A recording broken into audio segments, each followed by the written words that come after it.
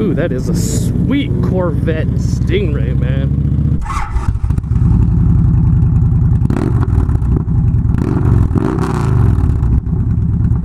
Vbeast, guys! What's going on? It's very lovely outside. It's a nice, yeah, I know that says 99 degrees. Yeah, no, it's 84. Feels great outside, like super low humidity. No sweltering Texas heat. I'm liking this, man. Riding has been fantastic thus far. Had like cold fronts come in and stuff. It's great. We had rain the other week, so I shot no video. And the week before that, I shot a video and I totally forgot to plug my mic up. So I got no sound. So you could barely hear me talking. I was like, well, I guess that's not gonna work. Anyways, here I am. Talking about the King of the Baggers race or event, shootout, if you will, that starts October 23rd through the 25th. What's happening is, I think this is actually the first one ever. It's going to be mostly Harley Davidson, so you know, street glides, road glides, probably some road kings because it's baggers. It's a shootout race, and it's going to be part of an actual like I want to say MotoGP, but like 1,000cc cup or something like that. And my brakes are all squeaky. I just changed those not too long ago. It's all baggers, which is cool. So like I said, mostly Harley Davidsons. I don't even know if there's going to be any Japanese baggers in there, you know. The race is just King of the Baggers shootout, right? So it's a big old race. I don't know how many laps, but it's at Laguna Seca, which, man, that is one of my favorite courses. I would love to actually like race a car there. I mean, yeah, race a bike, but anybody who grew up playing Gran Turismo, that was the track that I just dominated on. I just love. I know every corner of that track by memory. I think I would be a good candidate to race there, honestly, but I don't have that much money to have a race car and stuff. That'd be great though, man. Anyways, so yeah, they're racing at Laguna Seca, depending who. Some people say Seca, whatever. And it's gonna be baggers, but what's very interesting is S&S decided that they're gonna race an Indian Challenger. Dun da da! That's awesome.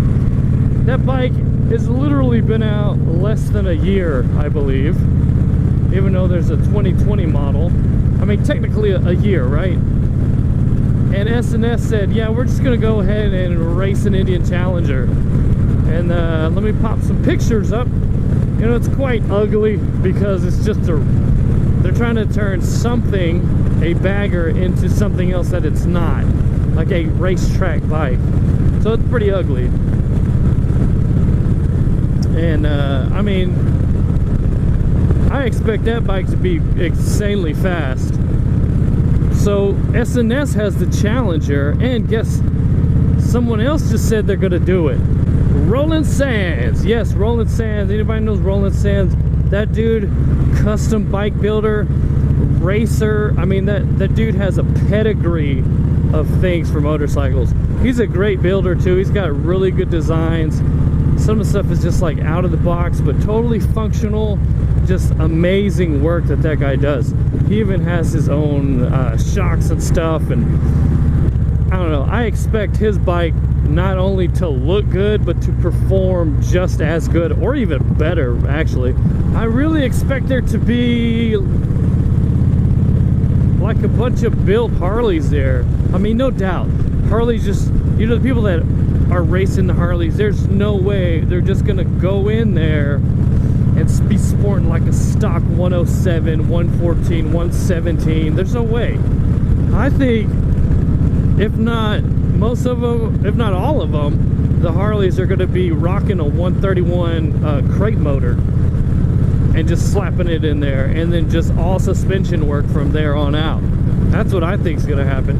And it, you know, that's really going to showcase Harley Davidson's 131 engine. I mean, that engine is a beast. I mean, there's people putting the 131 big bore kits on their 114s, and they're getting easily 150 horsepower at the wheel and 150 foot-pounds of torque. I mean, they're getting, you know, 156, 157. I'm seeing all this. That's insane. That's an insane amount of power from a V-twin that you could get from factory.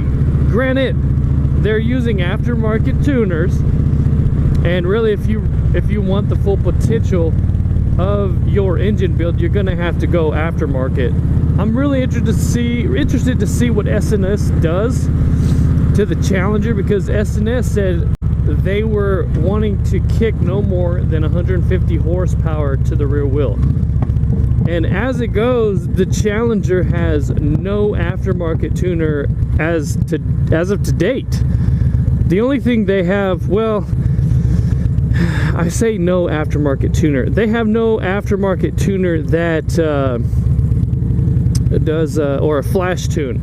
It will not flash the computer, the ECM. There is only basically I think it's a dyno jet. Yeah. So on this bike I have a dyno jet. Loud.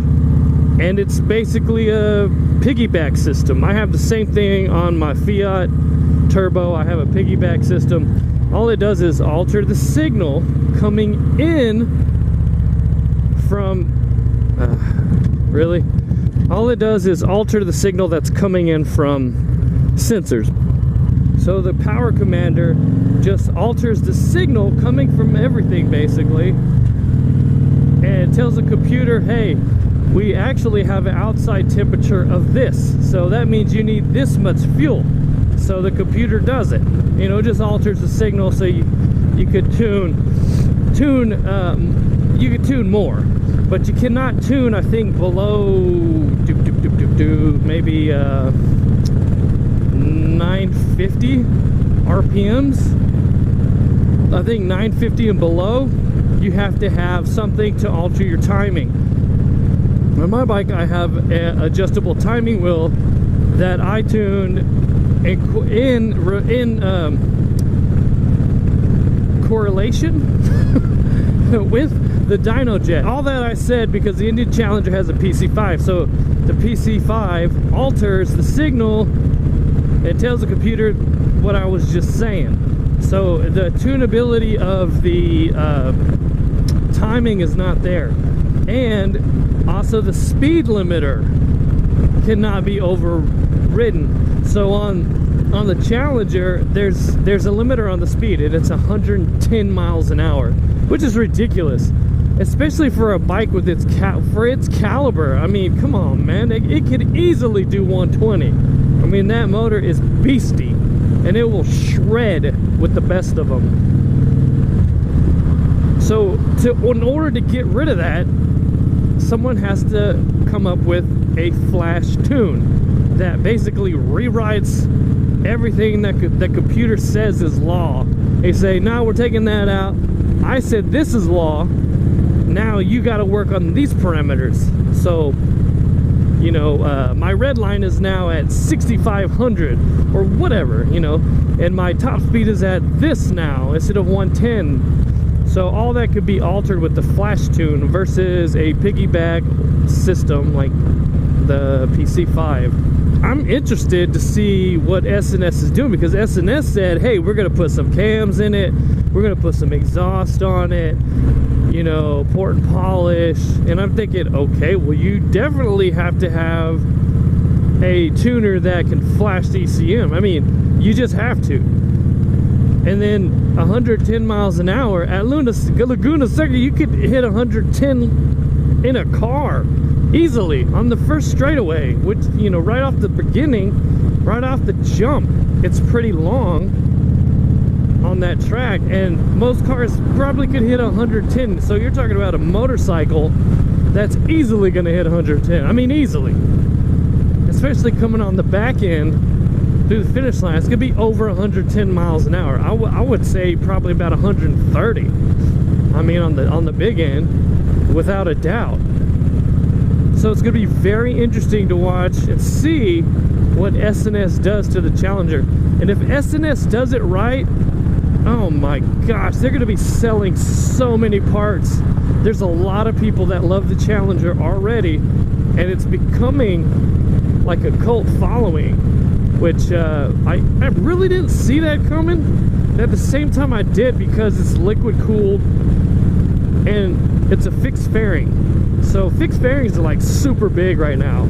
I mean, I want a fixed fairing. I'm tired of a fork mounted fairing. It's pretty cumbersome after a while. I can see why people like the Road Glide. The Road Glide is an amazing bike. I love that. That's still like my favorite fixed fairing bike on the market.